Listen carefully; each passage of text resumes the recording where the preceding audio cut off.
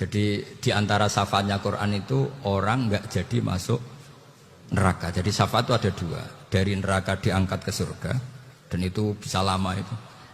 Tapi kalau syafaatnya Quran itu yang belum masuk neraka supaya nggak jadi masuk neraka. Karena neraka juga punya aturan, dia juga kena aturan fikih. Jadi, lo betul ini, saya ada hujan. Jadi kena konstitusi apa? Fikih. Sama tak ceritani syafaatnya Quran itu. Ada orang itu beling itu fasik. Itu dia hafal surat Tabarok. Hafal betul. Tabarakalladzi biyadihil mulku wa huwa ala kulli syai'in qadir alladzi khalaqal mauta wal hayata. Pertanyaannya gini, boleh enggak orang menginjek surat Baqarah? Boleh enggak? Enggak. Padahal orang hafal Quran itu artinya ayat itu ada di hatinya. Fa inna wa ta'ala la yu'adzibu qalban wa al-Qur'ana.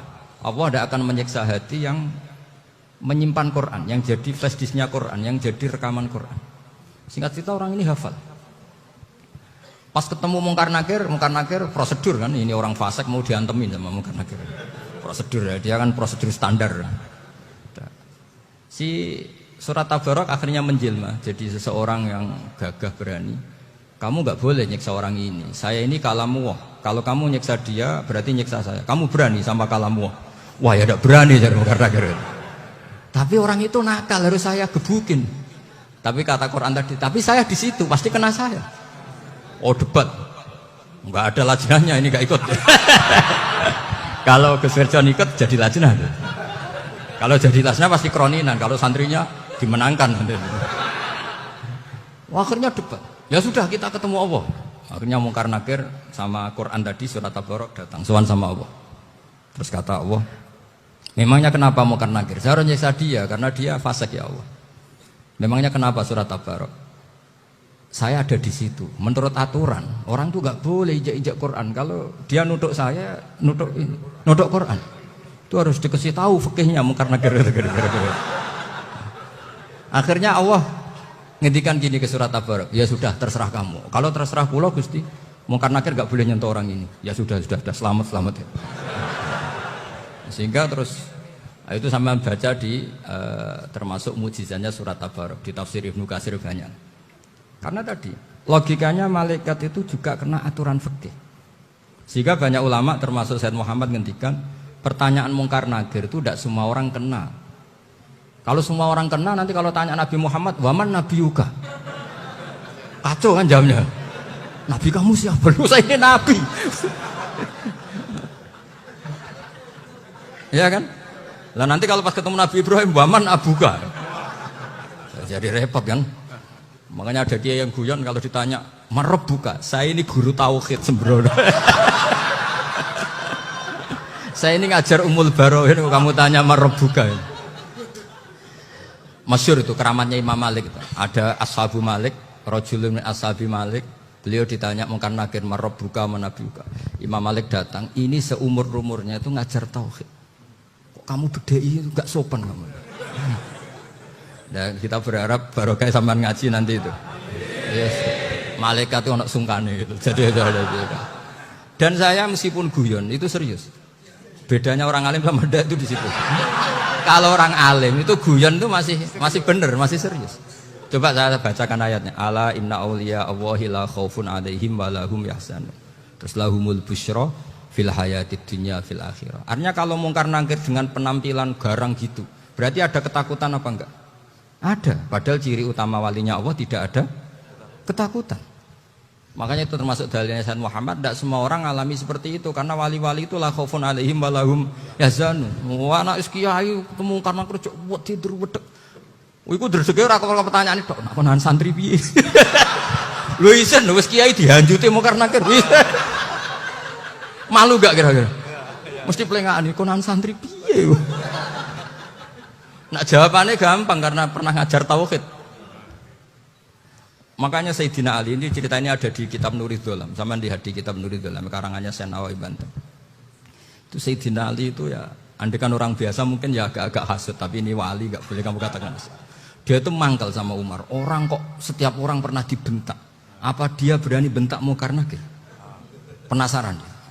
Bagaimana kerengnya Umar itu berlanjut enggak gitu kira-kira. Akhirnya minta, ya Allah saya minta kasyaf. Ya karena yang minta Sayyidina Ali karena mau wajah dituruti sama Kasaf. Dilihat Sayyidina Umar pas meninggal itu. Jadi hasud itu ya kadang penting asal baik. Loh betul bahasa Kanjeng Nabi kadang la hasada illa fisnaten. Itu Nabi membahasakan ya hasad.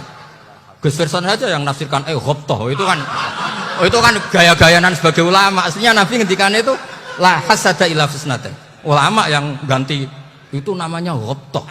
Wong Nabi sendiri nyebut hasad kok kamu tafsiri ghobtoh. Ya hasad ya hasad. Udah enggak usah ditakwil-takwil pokoknya gitu. Kalau sama nggak percaya nggak apa-apa. Kok gitu aja kok repot. Karena sama nggak percaya kemungkinannya dua. Satu nggak ngerti. Dua sama-sama alim kan dari awal kalau sama-sama alim kan laisali alimin ayuqallida aliman akhor. Kita nggak perlu saling mengikuti. Ngapain hasud? Biasa aja. Akhirnya Sayyidina Ali kasar. Pas Umar bangun, setelah mati kan bangun, setelah meninggal bangun. Munkar Nakir datang dengan perang yang sangat garang. Itu digambarkan Sayyidina Ali matanya itu kal kidril ghali. Kayak apa? Kendil yang apa? Mengangai. Wah, seru. Sayyidina Ali senang, paling takut ini Umar. Senangnya bukan main. Wah, ini mesti takut Umar. Biasa. Ternyata enggak, Umar malah bangkit. Wah, Munkar Nakir ya. Kamu tahu menghadapi siapa?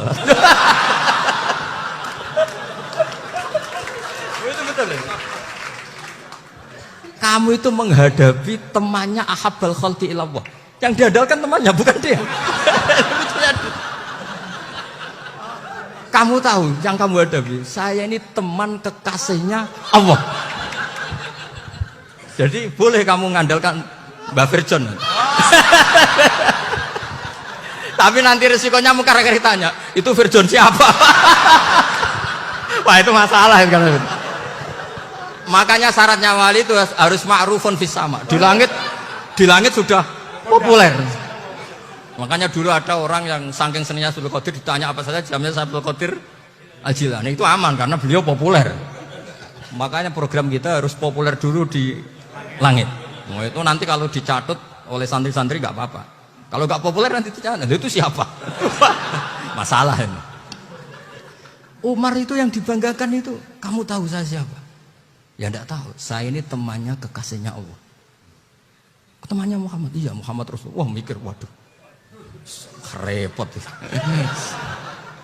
Loh di dunia aja gitu kan, temannya presiden, temannya panglima, apalagi ini temannya Sayyidul Awalin wal Akhirin. Di dunia aja bilang temannya presiden, menteri, orang sudah takut, apalagi ini temannya Sayyidul Awalin. Hanya Munkar Nakir terus konfirmasi sama Allah, gimana ya Allah ini ngadepi. Sebetulnya diandalkan itu temannya, bukan dia. Wah, akhirnya sama Allah dibilang ya bu, ya sama seorang seperti itu bu yang sopan. Terus semenjak itu Munkar Nakir itu nggak selalu berpenampilan seperti itu sangat. Jadi semoga itu konsisten sampai nanti. Jadi kamu kalau ingin nggak takut Munkar Nakir jadi wali dulu. Karena syaratnya tadi hanya wali sing la khaufun alaihim walahum yahzanun lahumul busyra fil hayatid dunya fil akhirah. Jadi orang itu kalau ngaji itu harus khatam. Jangan semuanya kena pertanyaan. Nanti kalau semuanya kena pertanyaan nanti repot. Kalau Nabi Muhammad ditanya waman Nabi Huga. Nabimu siapa? Lu kan terus jadi aneh. Jadi makanya ngendikane Sayyid Muhammad semua ulama lah. Enggak ada am kecuali ditaksis. Kecuali sifatnya Allah. Misalnya bikulli syai'in alim ya benar-benar bikulli syai'in. Tapi kalau am semuanya pasti ada taksis. Meskipun dalam muhawarah muhadasah biasa. Misalnya contoh gampang istri kamu baru seneng kamu, Mas nak pengen apa-apa aku lapor aku gak apa-apa Mas, mesti aku seneng sama lapor. Iku di aku pengen wayo. Wah langsung jadi apa wae. Mesti apa wae maksudnya kecuali itu gitu. Padahal kalau ngomong Mas sampean ingin apa saja tak dukung. Terus sampean bilang, pengen iku wayo. Kira-kira disetujui apa enggak? Sama seperti kita kalau punya teman akrab, wah senang omahku gak apa-apa, anggap aja omahmu dewe. Terus mlebu-mlebu kamar. Jadi tidak ada am kecuali di taksis. Artinya kalau ada cerita bahwa orang mati pasti ngalami ditanya Munkar Nakir itu pasti ada am yang di taksis. Itu pasti juga dialami para anbiya, para auliya. Karena ciri utama wali itu la khaufun alaihim walahum yahzanun.